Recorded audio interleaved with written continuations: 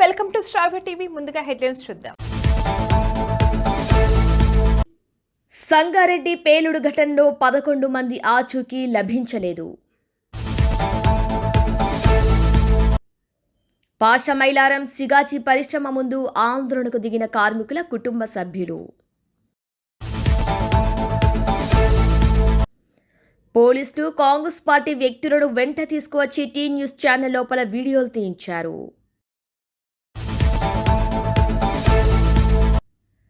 నా జీవితంలో ఇన్ని డ్రామాలు ఎప్పుడూ చూడలేదు సీఎం.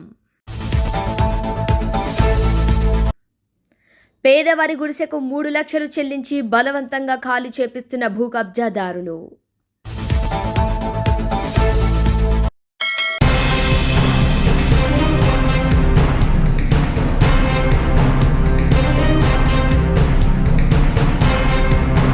పోలీసులు కాంగ్రెస్ పార్టీ వ్యక్తులను వెంట తీసుకొచ్చి టీ న్యూస్ ఛానల్ లోపల వీడియోలు తీయించారు. ఇంత దుర్మార్గమైన పోలీస్ వ్యవస్థను మేమెప్పుడూ చూడలేదు. మాపై బురద చల్లాలి అనుకునే వాళ్లను పోలీసులు సపోర్ట్ చేస్తున్నారు. టీ న్యూస్ ఉద్యోగులను టార్గెట్ చేస్తున్నారు. యాంకర్ స్వేచ్ఛ మృతిపై విచారణ నేపథ్యంలో టీ న్యూస్ సీఈఓతో జరిపిన సంభాషణ వీడియో తీసి మీడియాకు పంపారు పోలీసులు. ఎవరో ప్రైవేటు వ్యక్తులను తీసుకువచ్చి పోలీసులు వీడియోలు తీశారు. వీడియో ఎలా బయటకు వెళ్లిందని అడిగితే పోలీసులు దాటవేస్తున్నారు. గాంధీ భవన్ నుండి ముఖ్యమంత్రి నుండి వచ్చే ఆదేశాలతో పోలీసులు పనిచేస్తున్నారు. విచారణ పేరుతో రికార్డ్ చేసిన వీడియోలను బయటకు పంపించి పోలీసులు దుర్మార్గంగా ప్రవర్తిస్తున్నారు. దీనిపై చట్టపరంగా ముందుకెళ్తామంటూ T News CEO Shailesh Reddy తెలిపారు. వాళ్ళు ఒక వ్యక్తిని వెనక పెట్టుకొని వచ్చిండ్రు. ఆ వచ్చిన వ్యక్తి మాతో మాట్లాడుతున్నవన్నీ రికార్డ్ చేసిండ్రు. ఆ రికార్డ్ చేసిన విషయాన్ని మేము ప్రశ్నించినాం. రికార్డ్ జరుగుతున్నప్పుడే మేము ప్రశ్నించడం, అడిగినాం ఇతను ఎవరు అంటే ఇతను మా మనిషే కాబట్టి రికార్డ్ చేస్తున్నాడు అన్నారు. కానీ ఇప్పుడు పోలీస్ వాళ్ళని అడిగితే ఆయన ఎవరని అడిగితే మాకు తెలియదు అంటున్నారు. బయటి వ్యక్తుల్ని తీసుకొచ్చి ఒక టీవీ ఆర్గనైజేషన్, ఒక మీడియా ఆర్గనైజేషన్లోకి బయటి వ్యక్తుల్ని తీసుకొని వచ్చేసి రికార్డింగ్ చేయించేసి బయట బురద జల్లే కార్యక్రమం కోసం ఆ వీడియోలను వాడుకుంటున్నారు. పోలీసులు వాళ్ళకు సపోర్ట్ చేస్తున్నారు. ఎవరైతే బురద జల్లే కార్యక్రమం చేస్తున్నారో, ఎవరైతే బురద జల్లాలనుకుంటున్నారో ఆ బురద జల్లాలనుకునే వాళ్ళ చేతిలో పావులుగా మారిపోయి ఈరోజు మా దగ్గర ఇన్వెస్టిగేషన్ పేరుతోటి వాళ్ళనందరినీ తీసుకొని వచ్చేసి ప్రైవేట్ వ్యక్తుల్ని తీసుకొని వచ్చేసి ఆ ప్రైవేట్ వ్యక్తులతోటి వీడియో రికార్డింగ్ చేపించి ఆ వీడియో రికార్డింగ్ ని సోషల్ మీడియా గ్రూప్స్ లో పంపించి బద్నాం చేసే ప్రయత్నం చేస్తున్నారు. టీ న్యూస్ లో పనిచేసే ఉద్యోగులను బద్నాం చేసే ప్రయత్నం చేస్తున్నారు. టీ న్యూస్ లో పనిచేసే ఉద్యోగులను టార్గెట్ చేస్తున్నారు. వాళ్ళు టార్గెట్ చేసి వాళ్ళని అవమానపరిచే విధంగా, వాళ్ళ వ్యక్తిత్వానికి భంగం కలిగించే విధంగా, వాళ్ళ వ్యక్తిత్వాన్ని హననం చేసే విధంగా పోలీసులు ప్రవర్తిస్తున్నారు.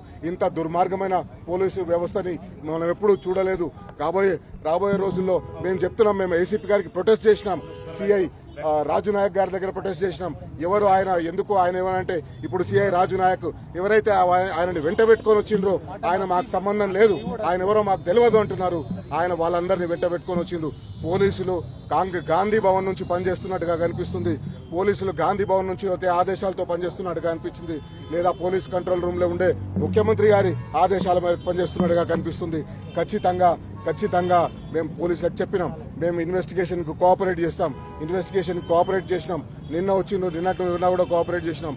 ఈ రోజు కూడా కోఆపరేట్ చేసినాం. కానీ ఈ రకంగా దుర్మార్గంగా ఇన్వెస్టిగేషన్ అని పేరు చెప్పి రికార్డ్ చేసిన వీడియోస్ అన్నింటినీ బయటికి పంపించి పోలీసులు దుర్మార్గంగా ప్రవర్తిస్తున్నారు. మేము దీనిపైన చట్టపరంగా ముందుకు వెళ్తాం, చట్టపరంగా చర్యలు తీసుకుంటాం.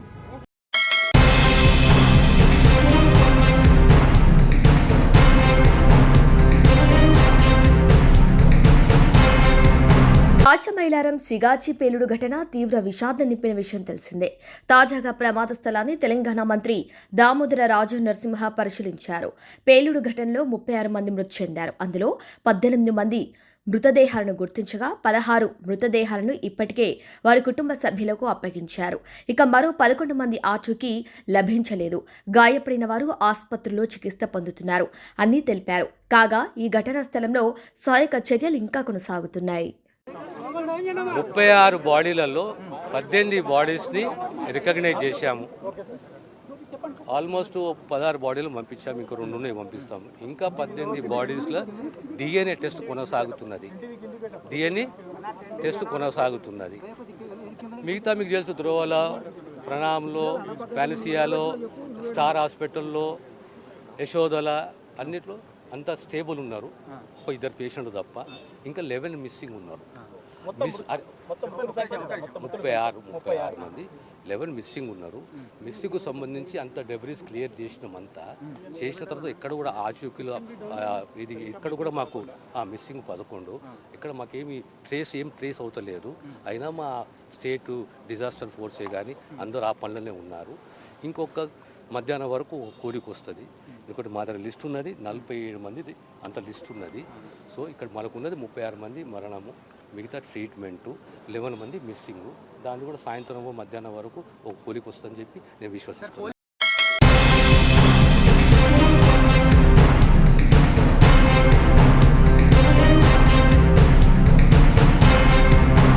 రాష్ట్ర వ్యాప్తంగా ఆర్టీసీ బస్సులో టికెట్ కోసం డిజిటల్ పేమెంట్ పద్ధతిని ప్రవేశపెడుతున్నాం.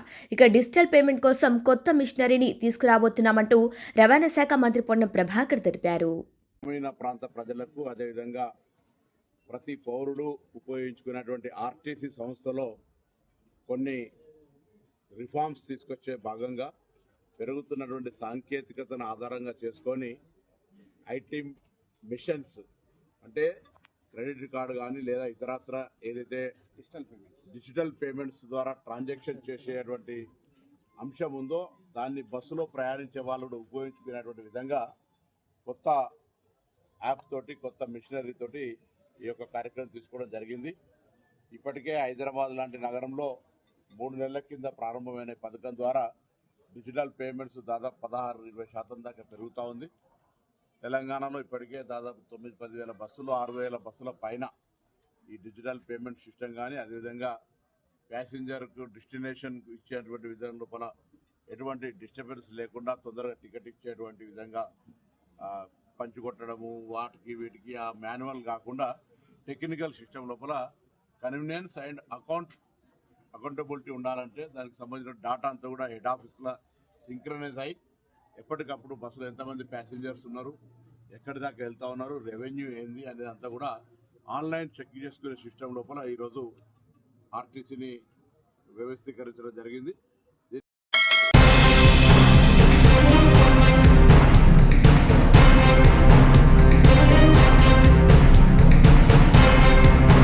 నువ్వు పీసీసీ అధ్యక్షుడిగా ఉన్నప్పుడు నీ అధ్యక్షతన ఉప ఎన్నిక జరిగితే కాంగ్రెస్ పార్టీకి డిపాజిట్ కూడా రాలేదు.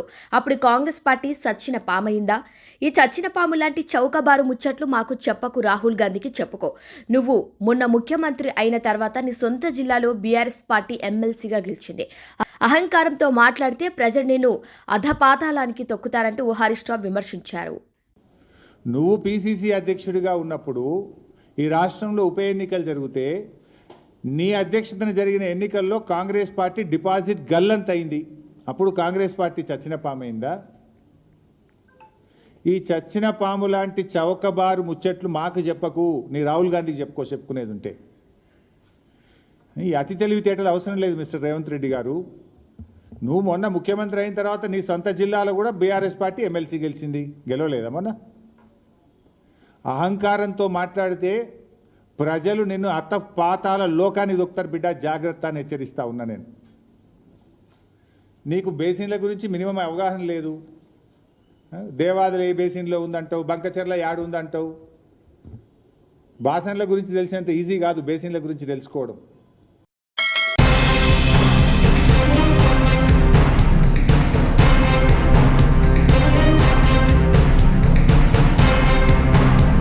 పాషమైలారం సిగాచి పరిశ్రమ ముందు ఆందోళనకు దిగారు కార్మికుల కుటుంబ సభ్యులు. పేలుడు ఘటన జరిగి 3 రోజులు కావస్తున్నా తమ కుటుంబ సభ్యుల ఆచూకీ ఇప్పటి వరకు చెప్పలేదని, తమను పరిశ్రమ వైపు రానివ్వటం లేదని కుటుంబ సభ్యులు ఆందోళన వ్యక్తం చేశారు. అధికారులు పొంతనలేని సమాధానాలు చెబుతున్నారని, తమ వారి కోసం 3 రోజులుగా కంపెనీ ఎదురు చూస్తున్నామని బాధిత కుటుంబ సభ్యులు ఆవేదన వ్యక్తం చేశారు.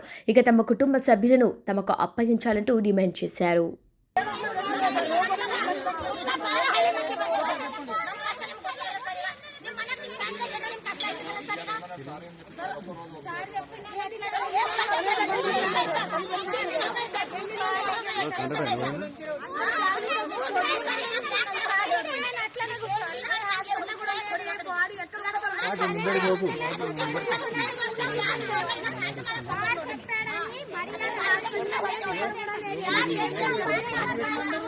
ఫ్యామిలీ ఉన్నాము కంపెనీ దగ్గర కూర్చున్నాము మనకి ఎవరు తెలియజేస్తున్నారు లోపల ఎవరు రాణిస్తలేరు లోపల పని అయితే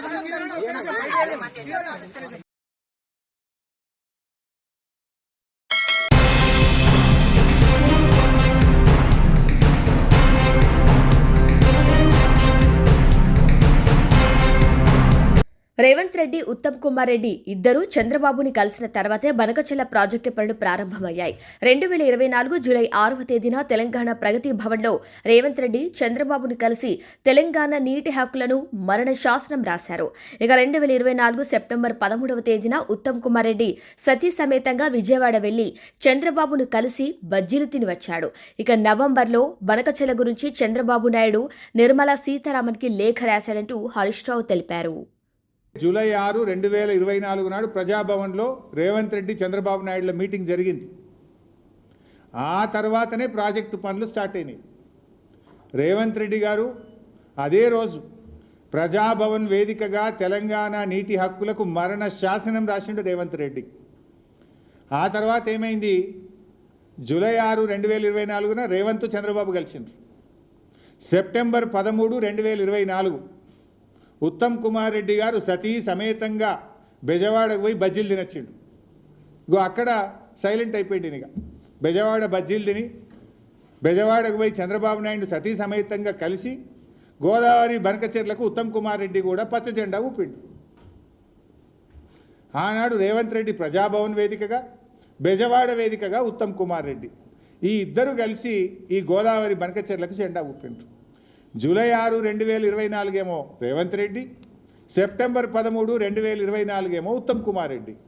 కరెక్ట్గా మీరు డేట్లు చూస్తే దాని తర్వాత ఇదే క్రమంలో నవంబర్ 15, 2024 నాడు ఆంధ్రప్రదేశ్ ముఖ్యమంత్రి చంద్రబాబు నాయుడు గారు ఇది నిర్మలా సీతారామన్ గారికి లెటర్ రాసిండ్రు.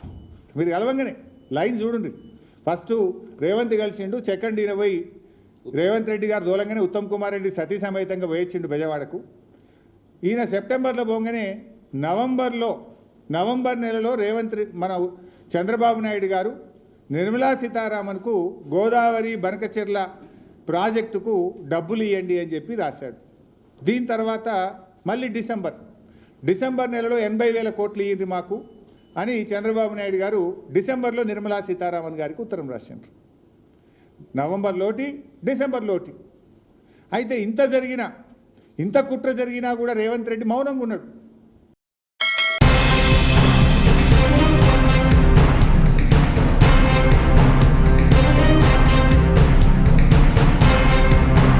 సింగయ్య భార్య వ్యాఖ్యలపై సీఎం చంద్రబాబు స్పందించారు. కుప్పంలో సీఎం మాట్లాడుతూ సింగయ్య భార్యను పిలిపించి మేనేజ్ చేసి మా భర్త కారు కింద పడి ఏమీ కాలేదు, దారిలోనే ఏదో జరిగిందని చెప్పించారని విమర్శించారు. ఇక కోడికత్తి డ్రామా, గులకరాయి డ్రామా ఇలా ఇన్ని డ్రామాలు నా జీవితంలో ఎప్పుడు చూడలేదని మండిపడ్డారు.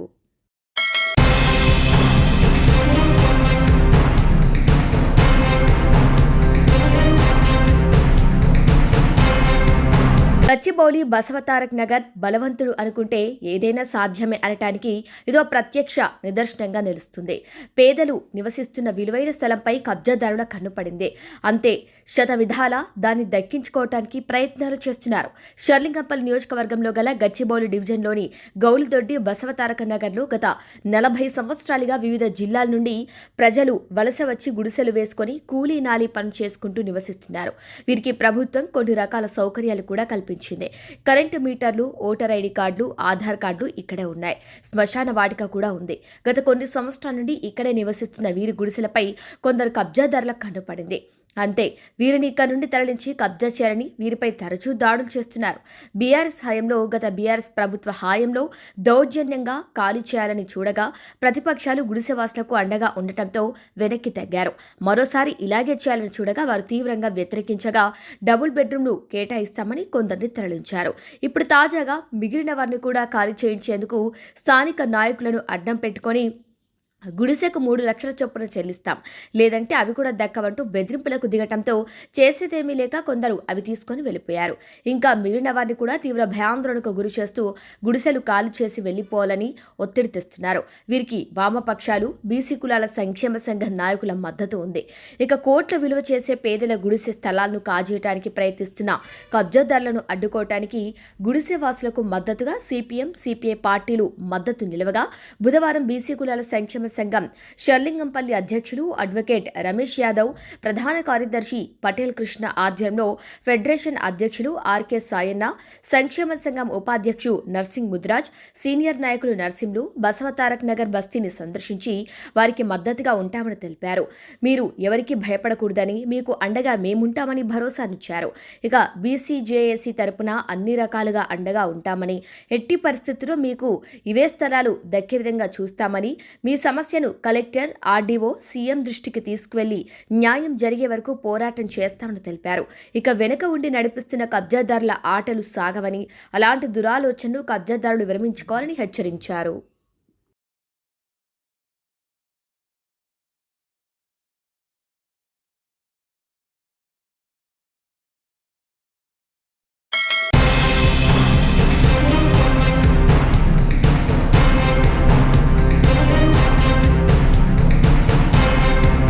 బులెటిన్ హెడ్లైన్స్ మరొకసారి. సంగారెడ్డి పేలుడు ఘటనలో 11 మంది ఆచూకీ లభించలేదు.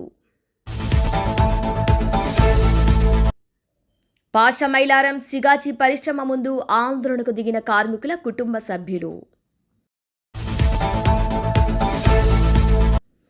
పోలీసులు కాంగ్రెస్ పార్టీ వ్యక్తులను వెంట తీసుకువచ్చి టీ న్యూస్ ఛానల్ లోపల వీడియోలు తీయించారు.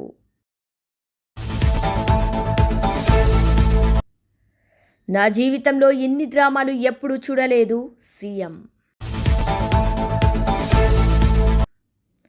పేదవారి గుడిసెకు 3 లక్షలు చెల్లించి బలవంతంగా ఖాళీ చేపిస్తున్న భూ కబ్జాదారులు.